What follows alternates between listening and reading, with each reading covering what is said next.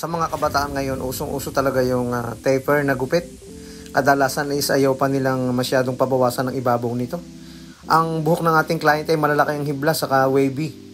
Siyempre makapal tingnan kapag ganyan, kaya ang ginawa natin, binawasan natin yung haba ng kanyang buhok para yung volume ng buhok is mabawasan din. Yan ang ginawa natin na scissor overcomb sa pagputol dahil malalaki ang hibla niyan. Kaya ang ginawa natin dyan is yung scissor overcomb, traditional technique. And then ninipisan din natin yung parting dulo. Gagamitan natin yan ng tining scissor pagkatapos natin maputulan ng haba. Yun, no? Ginamitan na natin ng tining scissor na mga paisa-isang patama lang sa mga dulo-dulo. Ito yung pamamaraan ng mga barbero noon. Kailangan lang istansyado mo, dapat yung iyong tining scissor ay hindi masyadong malalaki ang talim, yung kanyang tooth blade. And then gamit tayo ng 1.5 na clipper guard sa gilid lang, sa patilya lang. Ganyan yung gagawin nating procedure dito. And then dito rin sa likod, 1.5 na clipper guard yung gilid. Hindi muna natin gagalawin yan. Dito muna tayo sa patilya saka sa parting likod. Gagamit tayo dyan ng 1.5 na clipper guard. Gagamit tayo ng maliit na suklay. I-overcome na lang natin yung gilid nito saka yung mga kumakantong buhok, yung mga sumusobra. Kapag malaking suklay, hindi natin masyadong maiikot yung suklay, kaya gagamitan natin ng maliit na suklay para dito sa may likod at gilid ng kanyang tenga. Ganyan yung procedure na gagawin natin para makabawas tayo ng maganda.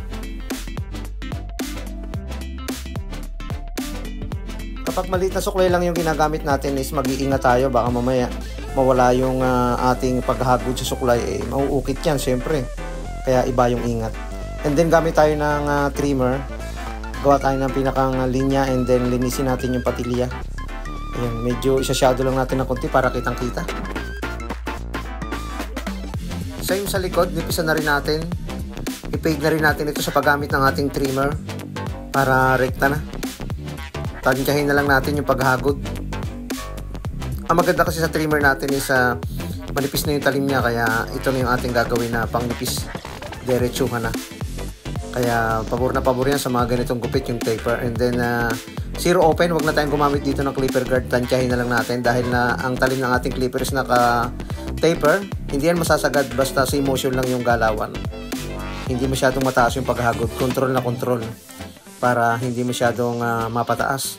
Saka yung buhok ng ating client is malalaki yung hibla, kaya hindi siya delikado kapag hindi natin ginamitan ng clipper guard. Estimate na lang natin yung pagnipis nito. Ayun, oh. Okay na. Ahitan natin para malinis.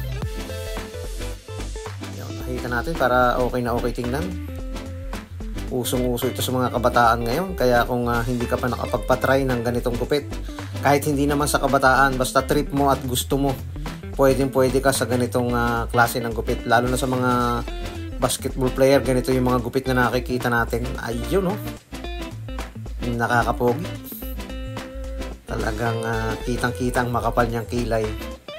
Suwabing-suwabe sa kanyang haircut na taper. Mababa lang to. Ganito yung kanyang gusto.